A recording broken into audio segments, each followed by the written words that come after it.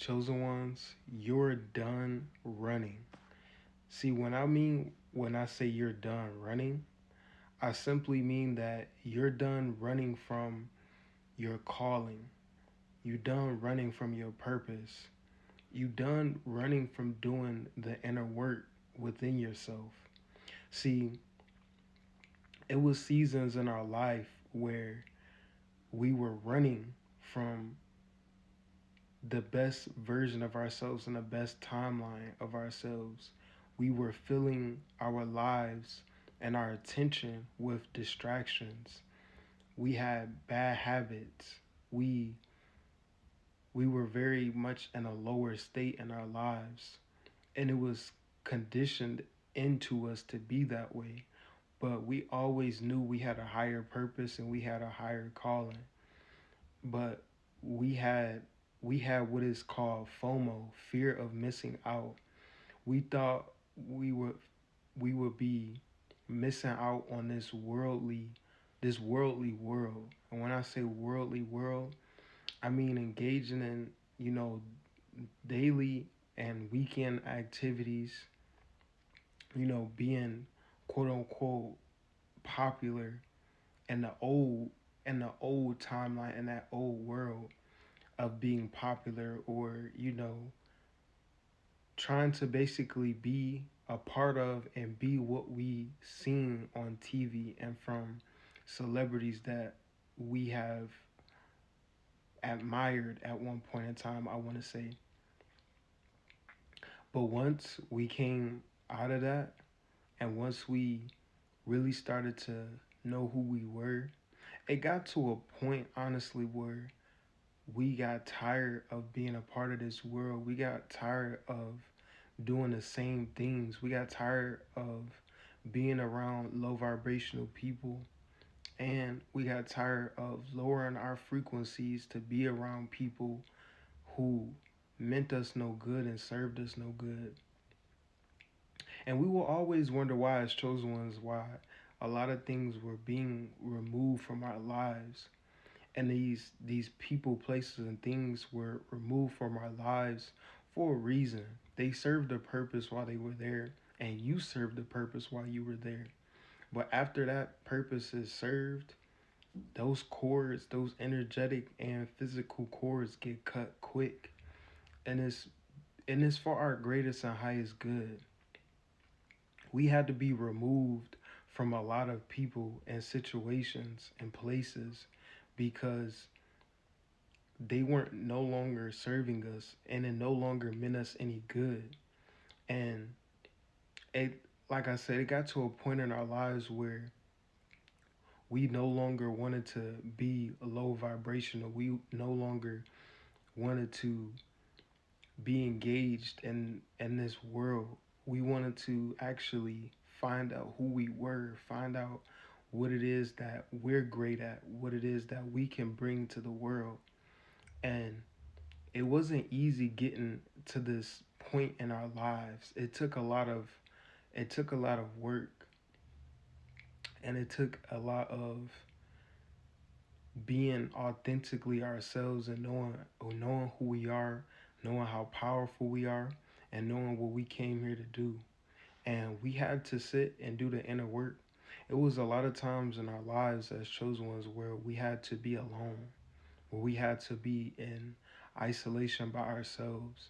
And honestly, for most of our lives, we were in isolation simply because we had to work on ourselves. We had to blossom and transform and shed those old habits, those old mindsets, and those old viewpoints and ways of doing things and ways of seeing things. And for most of the times in our lives in those isolation seasons, it helped us to evolve. It helped us to grow. And it gave us time to actually sit with self. And we realized that we were just running our most of our lives from who we were and what we're supposed to be doing. And it's simply because it stems from our inner child being attacked ever since we were younger. See, when your inner child is attacked, when you were younger, when you didn't get a chance to really explore who you are and into a deep depth, and you didn't get to really use your gifts, talents, and abilities or your creativity because you were taught at a young age that that doesn't pay bills, that your creativity don't pay bills, and all this type of other nonsense that our parents drilled into us.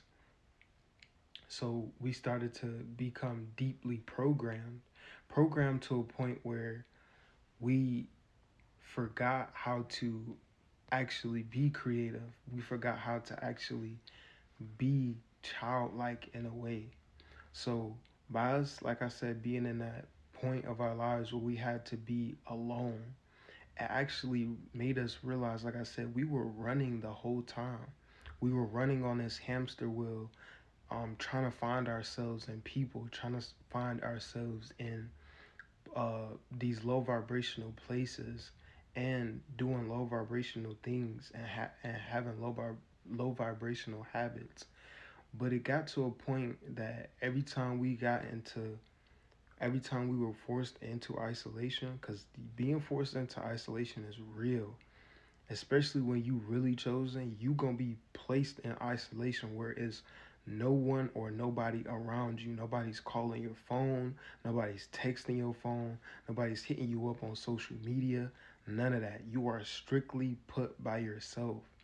And when that happened throughout periods and time frames of your life, you started to realize that you're done running, you're done fighting who you're supposed to be and what you're supposed to be doing, because you seen that you kept going in the loop. You kept making the same mistakes. You kept repeating the same problems. You kept on not addressing certain problems and they kept reoccurring in your life. And after they kept reoccurring and reoccurring, you have to understand that when you don't address certain traumas in your life, when you're not trying to actively heal things, when you're not changing certain habits in your life, it's going to keep repeating and coming up in your life. And it gets to a point where you just say, man, I'm done running. I'm done learning things the hard way by those things keep on showing up in my life. By those things keep on repeating the cycle in my life. So Chosen Ones really wisened up and said that, you know what? I'm going to step into the best version of myself. I'm going to get in shape. I'm going to get my mind right. I'm going to get my soul right. I'm going to get my energy, my aura right. And I'm going to cut any and all energetic, spiritual, and physical agreements to anyone and anybody who don't serve me no good and who had to be cut off to create strong and firm boundaries. And once we did that, it helped us see how powerful we are. It helped us see how important that it was that we needed to step into our purpose.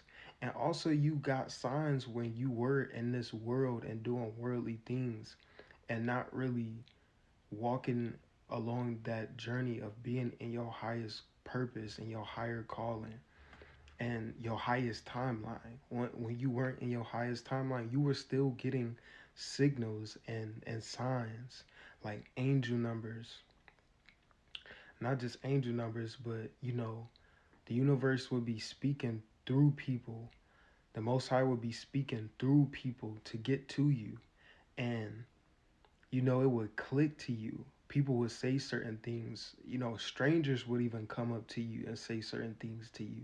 And you really would listen and you really would take it in. And you'll be like, dang, that was meant for me.